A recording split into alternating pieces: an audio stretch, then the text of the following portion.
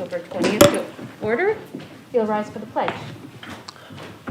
I Pledge allegiance to the flag of the United States of America and to the republic for which it stands, one nation, under God, indivisible, with liberty and justice for all.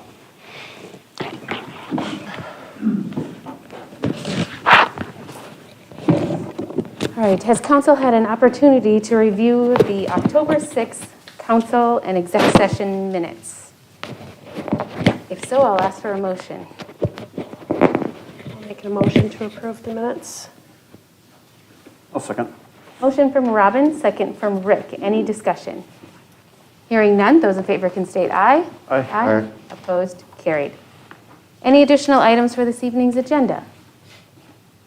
Hearing none, I'll ask for a motion to approve the set agenda. Motion to approve the agenda is presented. Second. Motion from Rick, second from Robin. Those in favor can state aye. Aye. Opposed? Carried. Guests and open forum. Anyone here on this snowy day for a guests and open forum session? Seeing no one, we'll move on to committee reports.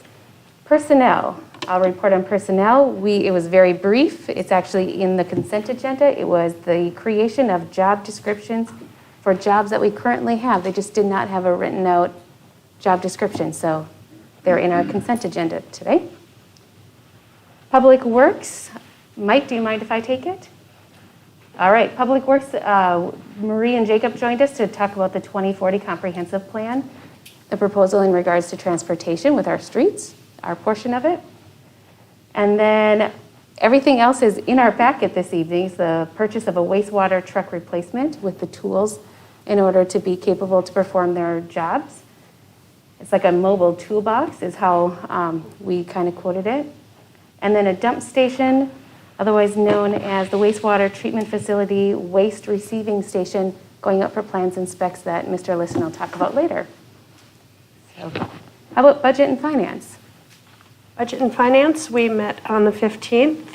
We reviewed all the financials and everything looks pretty good. We talked about the revolving capital insurance policy, which pays deductibles, things like that. We get a dividend the less we use it. So some of that money in the future is going to be earmarked towards safety, training, and equipment. We talked about the utility charges. They're going to get set a date to call a public hearing to certify those, so they go to the county. And the MyPay and time card entry system, the employees are all going to be trained on entering their own time through that. That was about it. All right, Joint Powers Fire Board met last night, and we discussed about the CARES Act funding, the items that the fire department needed. And then also, we sent forth the Santiago Township, or our Station 2 area. We provide them fire service out there, so we just have to renew their contract with them. It's a 3-year contract, so we just left all the details the same. We just rolled it forward for another 3 years. How about Park and Rec? Park and Rec, we touched bases on several things, just updates on most of it. Like the basketball court, for example, we have a total of $21,000 pledged so far. And we had an update on the dog park, on water for the dogs, etc. But the main discussion we had was a splash pad. One of the things that was in our park, that we did, was a splash pad. So currently staff is looking into location, which would be probably on the community center site, but also looking for financing ways from outside, because the intent is to keep it open to everybody and really not have a fee for it. So then the issue becomes the cost of maintenance, and which is one of the things I brought up at our meeting last night. So Josh and Bart are going to be working on different ways of doing the maintenance so that city isn't on the hook for the total maintenance. But the plan is if we can get everything together to come to the city council for this coming summer.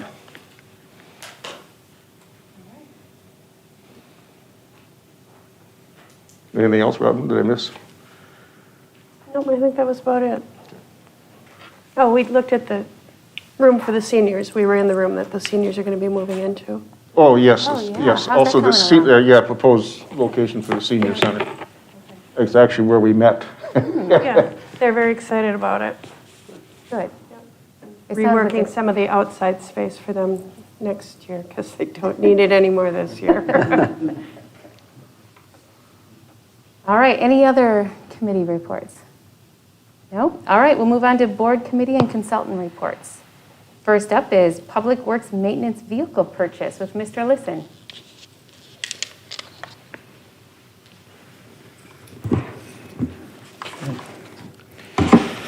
Well, good evening, Mayor and Council.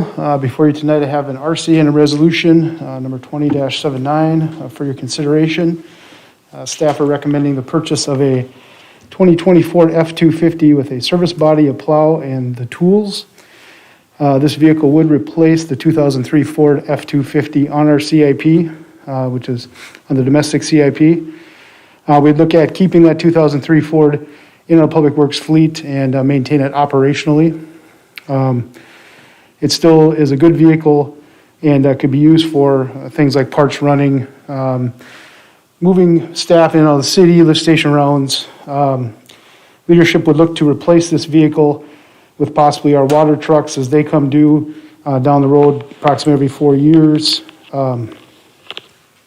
We would continue to evaluate the vehicle and replace it as needed. The new truck would serve as the mayor had said earlier, our mobile toolbox.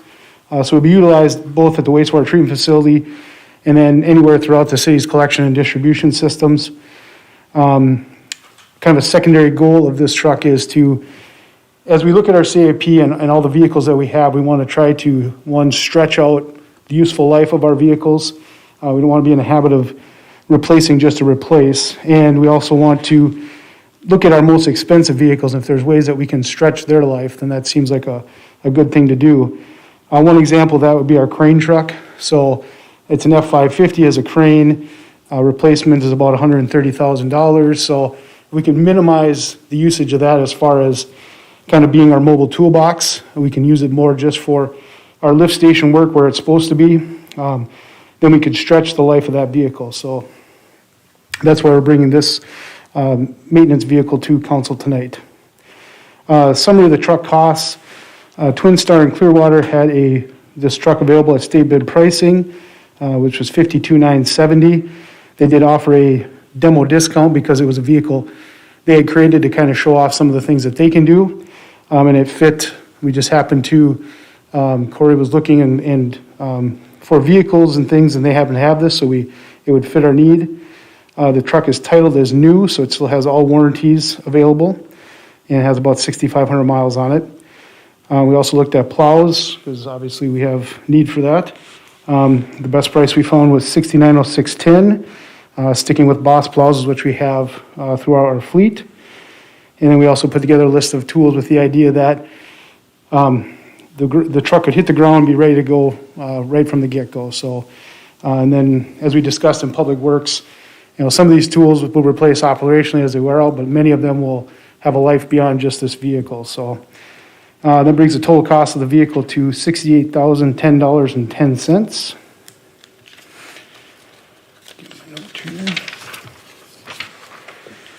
We did discuss this vehicle at the Public Works Committee, and it was recommended that it should proceed as presented. We do have money in our 2020 domestic wastewater CIP. We budgeted $70,000 for this vehicle purchase. If there's any questions, I will take those. Otherwise, look for a motion and a second to approve Resolution 2079, authorizing staff to purchase the 2024 F-250. Truck you're replacing the 2003, so that one does not have near of the equipment that this one does? Right, yeah, it doesn't have a service body, so it just has a regular truck bed. So it has a toolbox in it and a rack.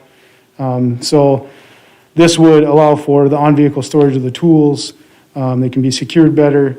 And we continue to use that vehicle for, one of the biggest things is like taking if we pull a pump and we want to take it somewhere, we can put it in the back of the blue truck, drive it to St. Cloud, drive it to Monticello for repairs, rather than doing it in the crane truck and adding miles to that vehicle. So that would be kind of our intention with keeping that vehicle.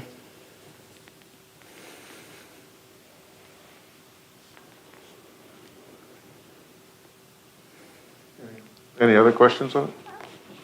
If not, then I make a motion, we approve Resolution 2079, purchase of a 2020 Ford pickup for wastewater treatment facility. I'll second that. Motion from Mike, second from Robin. Any other discussion on it? Hearing none, those in favor can state aye. Aye. Opposed? Carried. Thank you. Thank you, Chris. We'll move right into the wastewater treatment facility waste receiving station with you. Okay. So before you tonight, I have a proposal from Wink. Engineering firm has been assisting us with the design of our wastewater treatment facility dump station. The next step in the process is they have created the preliminary plans. We've reviewed those. We would need to finalize the plans now and then present them to PCA so they can approve it and make sure that they have no issues with what we're proposing to do.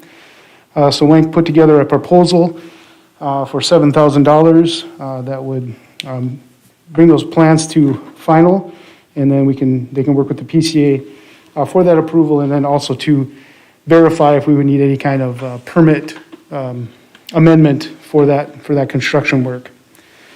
We did discuss this at the Public Works Committee, and the committee agreed that this portion of the project should proceed as presented. We do have money in our domestic and industrial wastewater CIPs that would cover the cost of this proposal here. If there's any questions about that, I can take those. We're just talking about just for tonight, our business is just to finalize the plans, but just in the overall Right. perspective of what the project is. So this is the receiving platform, if you want to say, for trucks that are, would be dumping at wastewater, would be dumping. This would be utilized mainly by our staff with our vehicle, with our vac truck. The idea that our current dump station essentially is used more for our leachate receiving and septage hauling. If we were using that station, you would be able to, and we were sucking out lift stations, for example, you could dump and you'd want that to dry some before you'd scoop it up. Well, in the meantime, you have leachate coming and going. If they're coming and need to dump and we wash that back in, it just goes right back into another lift station. So the idea would be this would be a separate site, more used for lift station cleaning, any cleaning that we do around the facility. So like debris in the bottom of waste tanks, debris in our ditches, selectors, so we can use our vac truck, then dump it, let it dry, scoop it up with a tool cat or the loader, and then dump it in the dumpster and have it go to the landfill. Yep. I'm sorry, these masks it's work, let me tell you. Actually, you get to take one off if you're at the podium, but Do I really? Oh, Yeah. I didn't know that. at the end of your presentation. Well, let me take this sucker off right now. Well, put it back on, it looks better. Yeah, well, I do look better with it on probably, yeah. I can breathe a lot better this way, so. Oh, I'd feel bad and I'll be spitting on the microwave. Okay. So yeah, tonight would be basically just looking to take that next step. And then if the MPCA has no issues with what we're proposing, then we would come back to council with, take it out for bidding if the council is on board with the total project.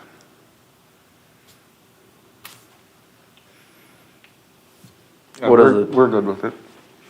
The Public Works Committee was okay with it. How long does a PCA review typically take? I would go to the engineer, Brian Fitzpatrick, so I would imagine I would less than a month. Okay. This part wouldn't take very long for him to look at it and review it and say, yep, go ahead, or, discuss whatever issues he might have. I'm assuming then we'd put it out for bids early first of the year and for work in the, right Yep, after the begin frost. spring, yeah.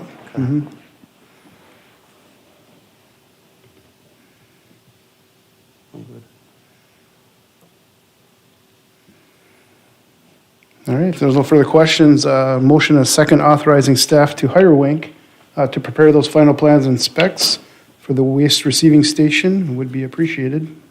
I'll make that motion. Second it.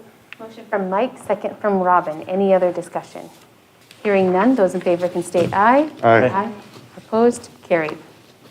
Thank you. Thank you. Now you can put your mask back on. Yes, I can. Yay. All right, doc donation from the DNR. Mr. Knutson.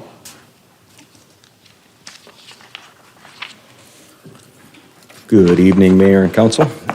Before you tonight, we have a donation agreement from the DNR regarding a roll-in dock proposed to be used at Snuffy's Landing. The DNR just did the dredging of the launch pool out there, and while we were doing the work, well, they were doing all of the work, we got them to basically do that on their dime. We started talking to them about a dock, and dock to assist loading and load out of boats and potentially even use it as a fishing platform. So working with one of the supervisors, they found a dock that was reclaimed from one of their other parks that is in Sauk Rapids, and they're willing to donate it to us. The agreement would be that we maintain it, maintain our park hours the way we currently do, and that we control the elevation of the dock in season with the river. All things that are very doable on our part. So all we would need is approval from council to sign the agreement, and we would get the dock. We would refurbish it over the winter and look to install it in the spring when the river is conducive to it. Would you clarify, it'll be placed at Snuffy's Landing, one Yes. of our parks here. Yes. So what did I say? Well, just the river. I don't know if people, Oh, sorry. Yeah, at our park at Snuffy's Landing, which is on the Mississippi River. Sorry.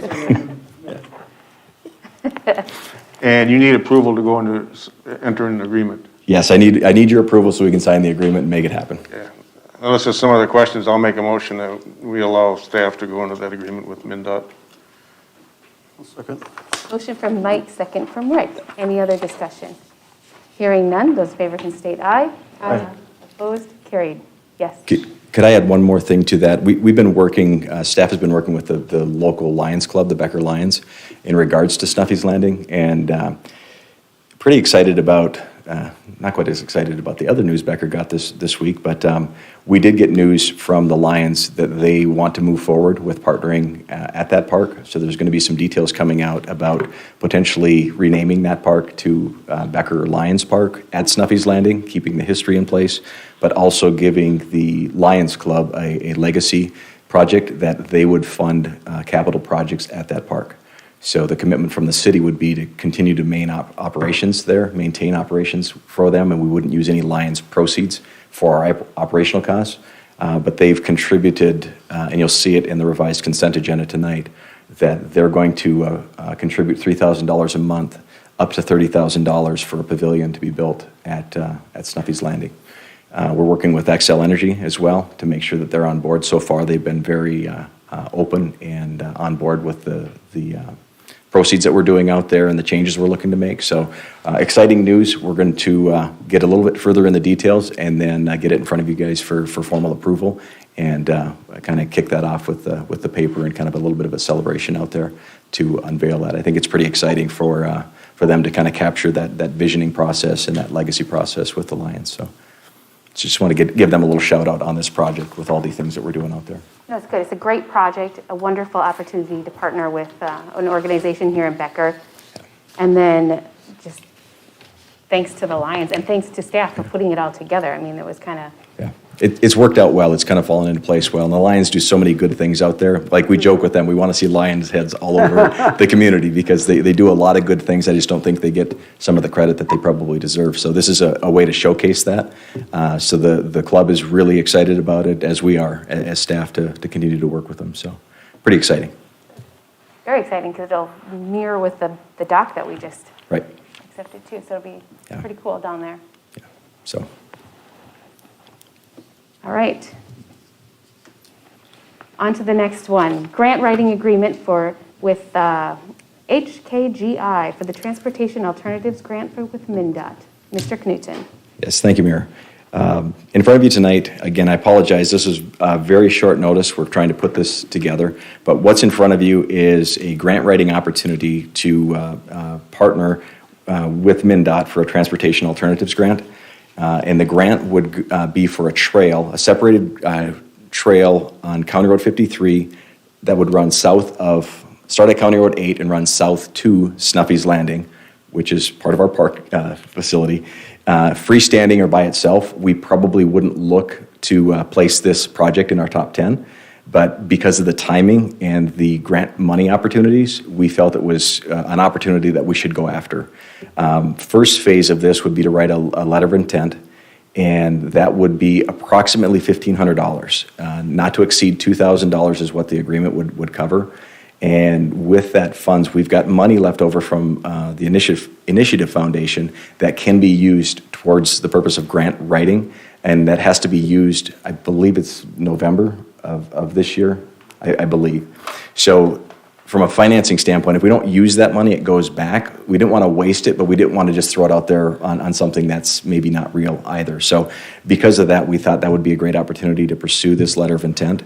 We would find out by mid-November if we are allowed to go on to phase 2 of the project. Phase 2 is a full detail of what that would cost, and that's going to be about $3,500 to do that, and we would look to do that out of our parks budgets to make that happen. So we have reached out to Sherburne County because that is a county road. Andrew Witter, the Public Works Director and County Engineer, is fully supportive of this and will co-author this because they would have to, similar to the County Road 24 trail, they would have to be the entity that processes this because we're not a state aid city. So they're on board with that. Again, we would take first step. If it's approved, we would go to phase 2. This is for funds allocated in 2024, 2025 construction year, but if it's awarded, it could get moved up because there is a Teddy grant that the county received on County Road 53 already, and construction is to be determined on that yet. Could be 21, more than likely 2022, but this could fall in line with that. And again, when you look at it, you still got to get people across 10 and across the railroad, but because the opportunity is there, we wouldn't want to look back 5 or 10 years from now and say, ooh, if only we had money to finish our trail that way. So since the opportunity is there, we would throw it in front of you to see if we could move this thing forward. If you're not in favor of it, we understand that as well, but if you are, we would like to proceed and see what we can do with it. This was probably the longest discussion that we had at Public Works last week was this topic, this item. We were just, could not understand why would we even apply for a grant for a trail that would go from nowhere to a park that is across the Highway 10.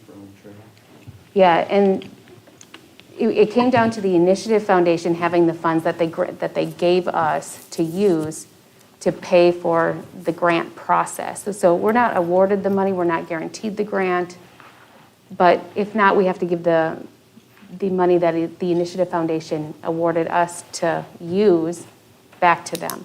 And we just didn't know how that would kind of appear to them, like if, not using all of the funds that the Initiative Foundation kind of gives us to utilize. Come down the road, if we did give that money back, we might not be selected to get money again, if we didn't use Right. it. One of the things, sorry to interrupt you, one of the things that I did not bring up that Rick, you had mentioned too, is the amount of our output. It is an 80-20 match, so we would have to come up with 20% of the project cost if we were awarded the grant. And portion of that, the 80-20, would include design work and the engineering. Andrew Witter from the county has stepped in and said that the county would be willing to contribute that portion of it as well, so that would bring our portion down. And the partnership that we have with the Lions, we would look to see if we could do matching funds with them to help us shrink that 20% to a 10% case for us as well. But just want to make sure that you are aware of that it's not like, it's a $300,000 project and they said, hey, here's 10 grand, Yeah. So we don't want to be on the line for that. And we don't know. Right now, we've got our engineering firm, SEH, is working on a quick cost estimate because that needs to be part of the grant right as well. So we'll have that number. Yeah, because that was my question, because it was like, okay, yeah, exactly that. It's Yeah, like, see, are we getting 10 grand? Yeah, I was thinking it was going to be half. I'm thinking, I don't know if I want to go this route. Yeah, if it's $1 million Yeah. total cost trail, I mean, we could be talking $200,000, and if we're talking 10%, $100,000 trail for $1 million, now you got my attention. That's something you would definitely kick yourself 10 years from now and say, well, we could have had this for 1/10 of the price. Right. So, So anyway, we, at the end, decided to go along with it. In the Public Works. I believe we had, yeah, go ahead. You need a motion for something? Yes. And what would, a motion? Just a motion to enter into a grant writing agreement with HKGI for Transportation Alternative Grant with the State of Minnesota Department of Transportation. Okay, I'll make that motion. Motion from Mike, second from Rick. Any other discussion on it?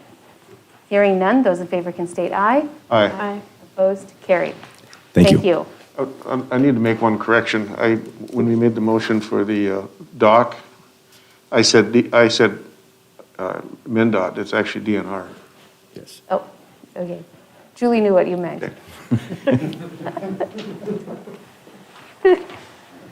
All right, administrator and staff reports. A request for public hearing, a alcohol compliance check failure. Chief Balloon. Thank you, Mayor, Council. As you're aware, and you've received information about this already, that Sherburne County Public Health conducted a compliance check for alcohol here back on October 7th. That is part of our obligation, if you will, for licensing through the state of Minnesota. We are required once a year to conduct compliance checks. Fortunately for us, Sherburne County Public Health assists us in that process. So back on that date, they went through all of our license holders and conducted a check with a person that was underage. Of course, the new nuance to all of this is somebody wearing a mask, and if that creates any differences, and I think it may have maybe in this case, although there's more to that. But in this case, we did have one violation, that was Jubilee Liquors. And prior to or before we can establish a fine or set a penalty on them, we are required to have a public hearing to discuss that. So tonight I'm in front of you requesting for a public hearing at the next meeting, which would be November 4th, to discuss the violation of itself.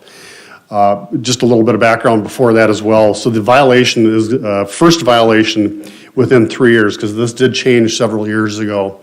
Would be $750 fine, minimum fine, and a 1-day suspension. In this case, it is a second violation because there was a violation back in 2018. So unfortunately, that calls for a $1,000 minimum fine and a 3-day suspension of the license. I did speak directly with John Gilliard about it and communicated also with Christy Gilliard, so they're aware of it. I suspect they'll be at the meeting to discuss this with you as well. So that's kind of where we sit right now, but tonight I'd just be looking for a motion and a second to set the public hearing for November 4th. I do have one question Yes. before we do that. The person they send in, they don't use a fake ID, do they? Correct. If they are asked for their ID, they're obligated to present it as it is. So That's what I thought. we're not supposed to be, lie or anything like that, or try and set them up in any Because way. word got back to me that they had a fake ID. Are not allowed to do that. even under And that's the what I said. I parameters. said, I can't believe that, I said, it's against the law to use a fake ID. I can't believe that they would use it. As mentioned, the nuance obviously this year is the face masks, which to me, and the way I've discussed this with others, is there should be more of a reason to be checking IDs than anything. Under the mask mandate, of course, we are allowed to ask people to remove their mask to prove identity. That wasn't even done as well in this case. So it's unfortunate, the comment that was made is we're getting lackadaisical with masks and I just didn't check the ID, quote unquote. So unfortunate for them. I guess in this case, unfortunately, it's a second violation as well. Okay, and do you need a motion for a public hearing for Yes, sir. November 4th. November 4th, yes. 4th? I'll make that motion. Second that. Motion from Mike, second from Robin. Any other discussion? Hearing none, those in favor can state aye. Aye. Opposed, carried. Very good, thank you. Thank you. Consent agenda. Mr. Brzezinski. Thank you, Madam Mayor, City Council. Consent agenda revised. Please take note of that for October 2020. Item number 1, hiring and termination report form for the Becker Community Center. Item number 2 is ordinance 229 second series, which is update to mayor and city council salaries. Item number 3 is Pebble Creek Golf Course job description approvals, and I think that was referenced earlier in the meeting. Item number 4 is purchase of a credit card swipe machine. That's a contractual agreement with a credit card company. And then item number 5 is the revision, and that's Resolution 20-80, accepting donations, and that was what Phil had made reference to earlier, partnering and collaborating with the Lions Club. So if you have questions or comments, I can certainly try to answer those. Otherwise, a motion to adopt the consent agenda for October 20th, 2020 would be appreciated.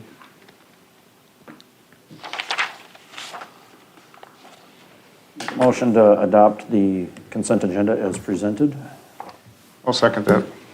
Motion from Rick, second from Mike. Any other discussion? Hearing none, those in favor can state aye. Aye. Opposed? Carried. Payment of the bills. Motion to pay the bills. Motion from Rick, second from Robin. Any discussion? Hearing none, those in favor can state aye. Aye. Opposed? Carried.